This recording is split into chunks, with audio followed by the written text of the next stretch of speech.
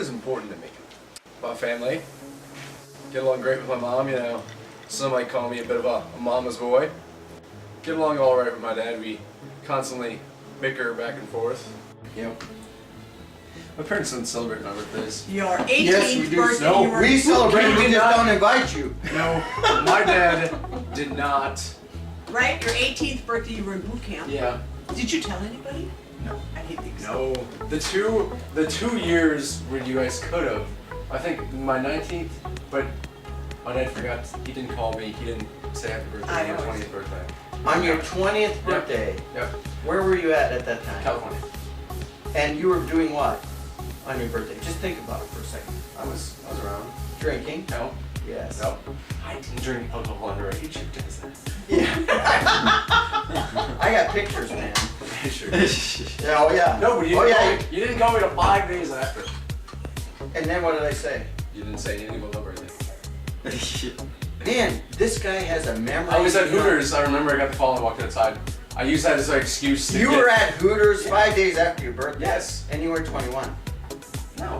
And were you drinking at I Hooters? was eating wings. Oh. And delicious wings. That's where people go to Hooters. Yeah, wings and breasts. Delicious wings and breasts at Hooters. Very much so. Thighs as well. Oh yeah, Really that's- nice thighs. Well, heck, you got the whole thing there, the whole bird. You know, you're chasing chicks. I know what the deal is. I wanted their thighs, wings, and their breasts. Right? Whatever. Yeah. Your mother never forgets when you're born, though. When you're Obviously, for good reason. Well, I don't forget when you were born either. You really were born very fast. Right? Yeah. She was in the hospital an hour. No, it was probably 2. Okay, 2 hours. Maybe hour and a half. that's why I'm so impulsive.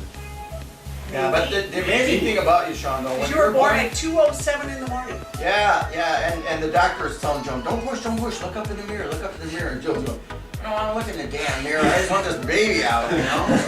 And he was saying, slow down, we want everybody to have fun here, you know? I'm not having fun anymore! Well, no, it wasn't too bad. And then the nurse... it wasn't too bad. It wasn't too Like bad. he knows. I was there, it didn't seem so bad. It's not like you were screaming or anything. So then the nurse took you and put you into the this little, like, it wasn't an incubator, but a little plastic tub that they put the babies in, but it's raised so that the head is down lower than the feet because they want that fluids to drain out of you, you know?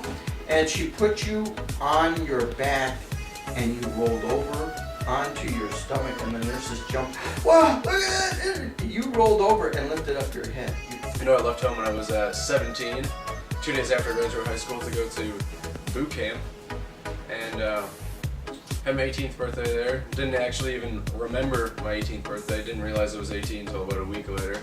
That's how intense everything was. So, I don't know, then had a lot of crazy experiences. I was in the Marine Corps, definitely met a lot of good guys. Met a lot of kind of shady people out there too. Kind of exposed to a lot more things that I would have been if I went to college right away. So, I don't know. I guess, you know, learned a lot about myself in the process. When I was in the Marine Corps, I already, you know, I went to air traffic control school, and I was an air traffic controller for probably a little over 4 years, it seems. So, like, I had a career. I had a pretty, you know, pretty good career. You know, air traffic controllers make a pretty decent amount of money out in the real world. And I just didn't really love it. You know, it wasn't something I saw myself doing for, you know, the rest of my life. You know, I don't want to just sit there in a chair and, you know, talk to pilots. You know, I'd rather be the guy kind of out there flying and the guy, you know, just watching and kind of safeguarding the person that is flying. You know, I don't want to be in the passenger seat. I'd rather be in the driver's seat. I'm pretty impulsive, extremely impulsive. I was actually jumped coming home from a bar about, what was it, almost 2 years ago now. We were walking back home from a bar. There was me and two of my friends, you know, who were two guys who were my best friends at the time, and a guy who, you know, happened to be black was standing by a porch, and we walked past and he yelled at us like, "Hey, you guys faggots!" And, you know, you know, we kept walking. We're just like, you know, let's just keep going. You know, it's bar closed. We just want to go home. We're drunk. You know, we want to get some food and go to sleep. You know, this guy's really persistent. He's like, hey, you guys faggots. And you know, I've you know, big issues with respect and you know, big issues with kind of people calling me out. So you know, I turned around and I was like, no, like, are you a faggot? Why are you calling us faggots? You know, what's the deal? And so this guy just comes and stomps up and, you know, like confronting three of us. He was a bigger guy, you know, probably 6'2", 250 pounds. You know, I'm like 6 feet, 200 pounds. You know, decent size, larger than me. And, you know, we get into an argument. I'm like, you know, what's your problem, man? You know, just trying to go home. Like, what is your problem? And this guy's all, you know, up in our faces. And, like, all of a sudden he just swings and just clocks me right in the side of the head. Right? And then, you know, it's all of a sudden just kind of go back to, like, my muscle memory in a sense. Like, things I've, you know, been taught, things that I've learned, and just grabbed him behind the neck and just bam, bam, you know, kneed him in the face twice. Kind of stepped backwards and threw him into a car, and then just went down and pop, just popped him right in the face. And it was coming back from that punch, I got grabbed from behind. And I was actually grabbed by three separate people.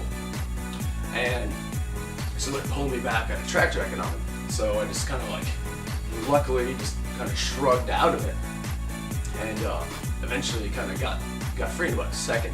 But then I'm standing there surrounded by, you know, 4 guys who are like all trying to fight me at the same time. So I'm there, you know, swinging haymakers right and left, just trying to, you know, save my ass, you know, and I'm just getting like nailed right and left while I'm trying to, you know, clock these people. So I eventually, you know, it was probably only, you know, 10 seconds in, even though it feels like 10 hours to the time, adrenaline coursing through your body and everything.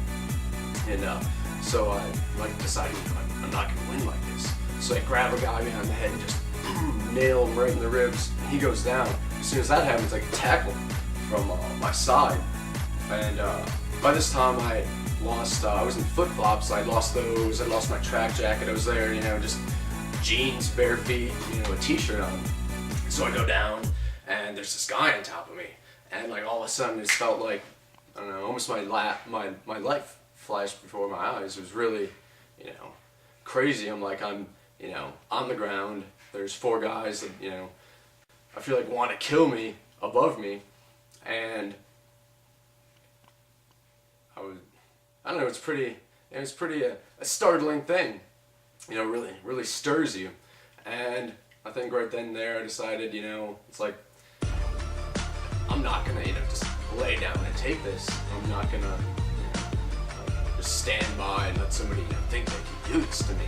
So, you know, I just, you know, summoned, you know, what I had left in me and just, like, got the guy off me, you know, hit him in the head, you know, ended up pushing him off. I don't know how I stood up. I was getting kicked. Stood up, grabbed somebody, nailed him, and just right as I hit it, all of a sudden there was this girl that just started screeching, screaming to high heavens. And then all of a sudden everything stopped. Like, it was insane because it felt like everything was just so loud and going 100 miles an hour. Then all of a sudden everything just stopped. And then as soon as that happened, I just grabbed my stuff, like pick it up, and I just turn and I just start walking away.